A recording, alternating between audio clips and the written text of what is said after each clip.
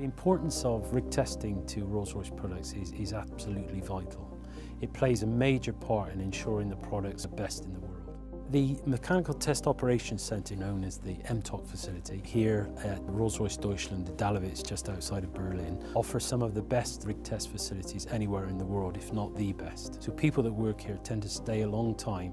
Fatigue life is to understand the number of cycles to failure of a component, which is a perfectly normal thing to do for anything mechanical. If it's mechanical and it suffers load, then it'll have a life, and that's our job, is to understand what that life is.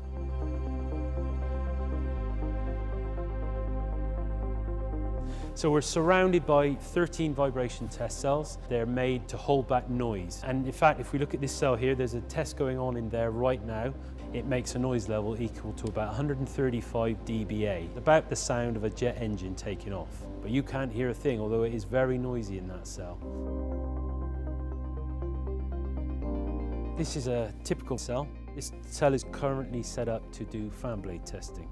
So what you can see here is a typical fan blade. The old adage of if it rotates, it vibrates is very true for a gas turbine. The way we excite this blade in this case is by using compressed air through one of these nozzles here. And what we do is we use this to invoke something called flutter. When it's vibrating, you can barely see, you see a fuzzy sort of image, and that's because the blade is moving at a number of cycles per second. We are able to visualize this by the use of a stroboscope to allow people to see what a blade vibrating actually looks like.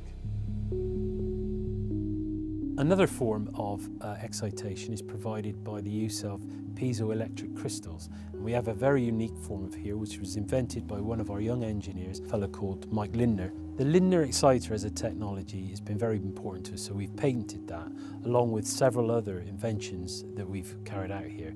It really revolutionized the time taken to carry out a vibration test. Previously, we could take anywhere between 2 and 3 months to finish a test, to carry out all the configuration required. What Mike did allowed us to reconfigure these exciters in something like 30 minutes. And it's things like that that make us really an important part of Rolls-Royce's portfolio of test facilities and really make our products some of the best in the world.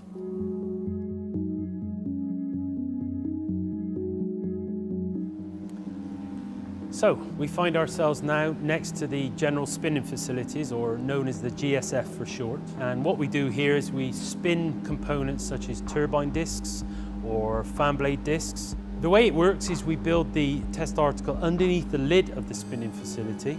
We then lower it into the facility, lock down the lid, and then evacuate the cell of air. It takes about 9 minutes, and when that's complete, we do some checking in the control room, and then we start the test.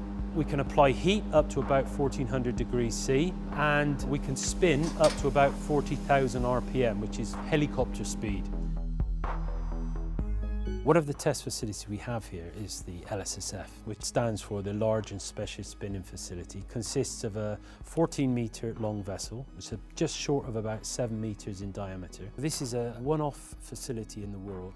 And in there we test large fans. We spin them through a program to understand their fatigue life. So one of the tests we offer is low and high speed projectile testing.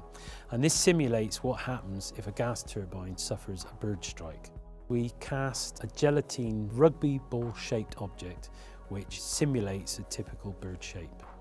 And we launch this at a rotating fan, and just at the right time the gelatine projectile arrives at the fan such that the leading edge slices it, and this tests the leading edge capability to withstand this sort of impact.